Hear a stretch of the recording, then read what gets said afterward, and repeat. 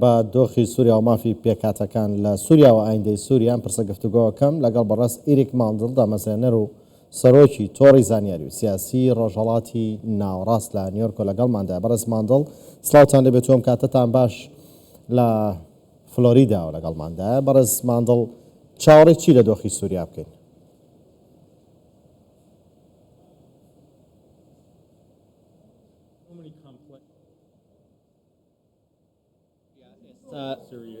لە ئەمریکا چاوەڕێی ئەم دۆخەی سووریا دەکەن. پێویستە ئەمریکا لە نزیکەوە چاودێری سووریا بکات و چەندین سەرکردەی سووریا داوایان لە ئەمریکا کردووە کە سزاکانی سەر حکوومەتی نوێی سووریا و سزاکانی سەر ئەحمەد شەرە هەڵگیرن و ئەحمەد شەرە بەشێک بووە پێشتر بەشێک بۆ لە قاعیدە و ئێستا پێویستە ئەمریکا چاودێری کردارەکانی حکوومەت بکات، بزانی کردارەکانی لەگەڵ پێکاتەکان لەگەڵ کورد لەگەڵ هەسەدە چۆنە و ئەمریکاش لە هەماهنگەکانی لەگەڵ هەسەدە بەردەوامە بۆ ڕوبەڕووبوونەوەی داعش، وەک دەبینین کە دروزەکانیش کە ئیسرائیل پشتیوانیان دەکات و چاوی لەوەیە پاڵپشتی لە دروزەکان بکات و چەندین ئەلەویش هەیە کە ئەلەویەکان هەندێکیان پشتیوانی لە ڕژێمی پێشوو دەکەن.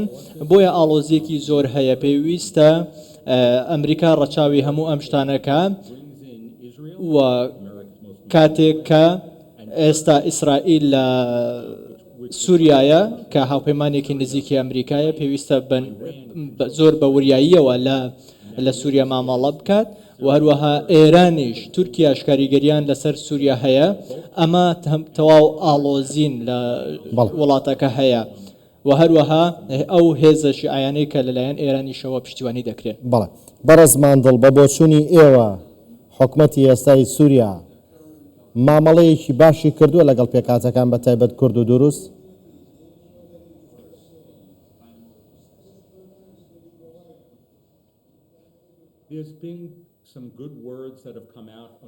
چەند بەڵێنێک دراوە لەلایەن حکوومەتەوە، بەڵام هێشتا کردار نین و پێویستە سەری ناوچەکانی دیکە بکەین لە ڕۆژهەڵاتی ناوەڕاست. ئەوەی کە بیستومانەوە ئەوەی بینیمان لە ساڵی 1970 کە ئایەتوڵاکان ئەو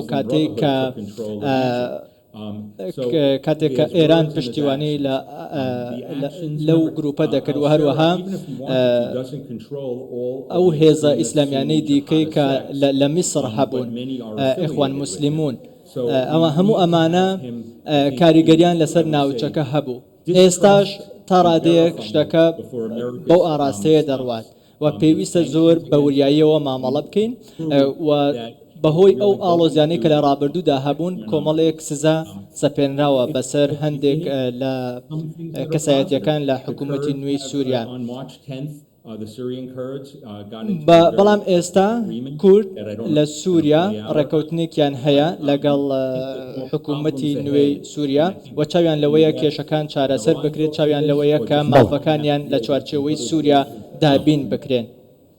بەڕێز ماندڵاگەرە و ڕێکەوتنەی کە ئەحمەد شارع و مەزلوم عەبدی واژۆیان کرد جێبەجێ نەکرێت لەسەر ئەرزی واقع، نەکرێتە کردار. پێتان وانییە پێکاتەکانی دیکەی وەکو دروز و عەلەوی و شیعەکانیش متمانیان بە حکوومەتی سووریا نامێنێ؟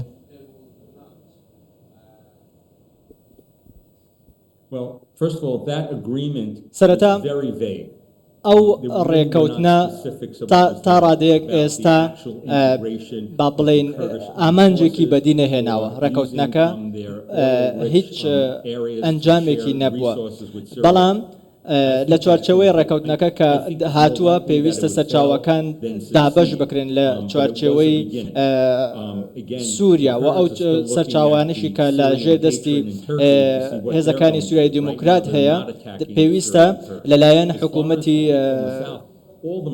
سووریاوە بە گوێرە ڕێکەوتنەکە سەرپەرشتیان بکرێت و کۆنتترۆل بکرێن بەڵام ئەو ڕێکەوتنی کە هەیە پێویستە وەک خۆی جێبەجێ بکرێت و پێویستە ئەوەشی ئێستا ڕوودەدات لە باشوور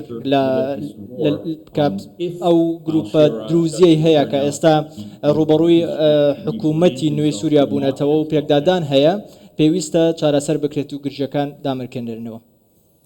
پێتان وایە دۆخی سووریا بۆ ماڵۆزیانەی تێکەوتووە هۆکارەکەی ئەوەیە کە مافی پێکاتەکان نەدراوە یان هۆکارەکەی چییە؟ دەسوەردان هەیە لە سووریا؟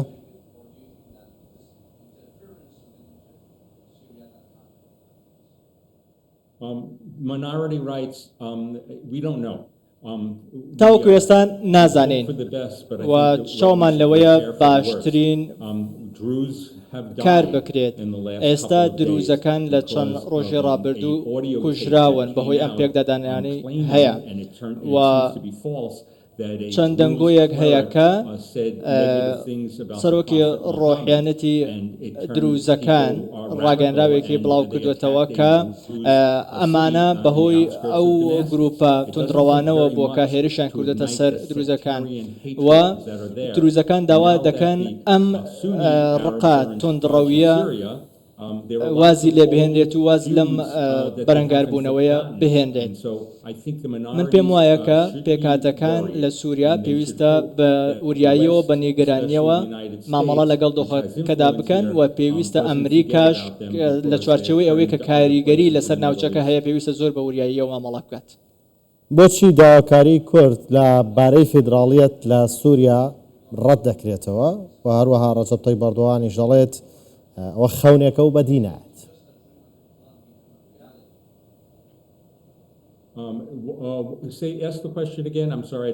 ببوورە ئەگەر پرسیارەکە دووبارەکەیتەوە. بۆچی داواکاری کورد بۆ فیدراڵیەت لە سووریا ڕەتەکرێتەوە؟ ئەردۆغانی شەڵێت نابێت دۆخی سووریا سەقامگیریەکەی تێک بدرێت و فیدراڵیەت لە سووریا خەونێکە بەدینایەت.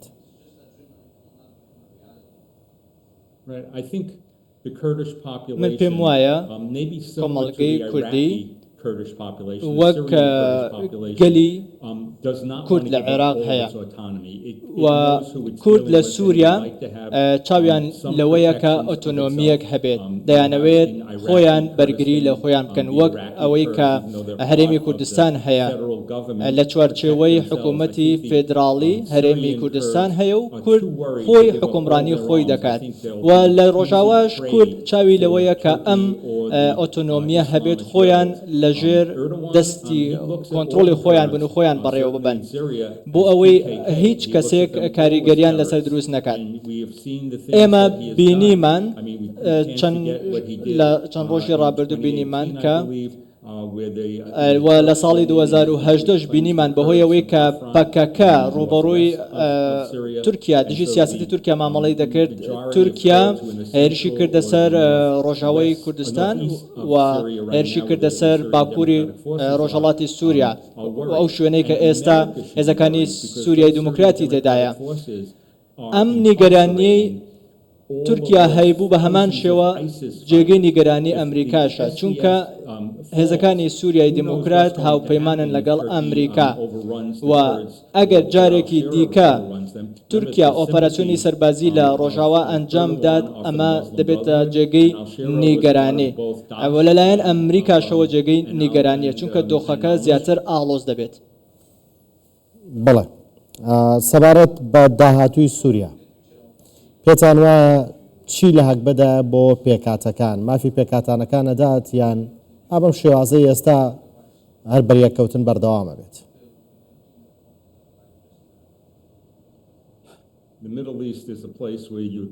ڕۆژهەڵاتی ناوەڕاست شوێنەکە کە پێویستە چاوەڕێی ئەو شتانە بکەیت کە چاوەڕێ ناکرێن چاوەڕێی گرژی و ئاڵۆزی بکەیت و پێویستە کێشەی پێکاتەکان لە ناوچەکە چارەسەر بکرێت و پێویستە ئەو حکوومەتی ئێستا هەیە پێویستە مافی تەواوی پێکاتەکان بپارێزێت و ببێتە حکوومەتی تەواوی پێکهاتەکان و تەواوی ئەو بەڵێنانەی داویەتی جێبەجێیان بکات و پێویستە ئێستا ئاماژەیەکی نوێ هەیە لەلایەن حکوومەتی نوێی سووریاوە و ئەو گروپە توندڕەوانەی کە هەیە هێرش دەکەنە سەر دروزەکان پێویستە ئەم تەواوی ئەم گرژیانە ڕاگیرێ و پێویستە وانە لە ڕابردوو فێربی.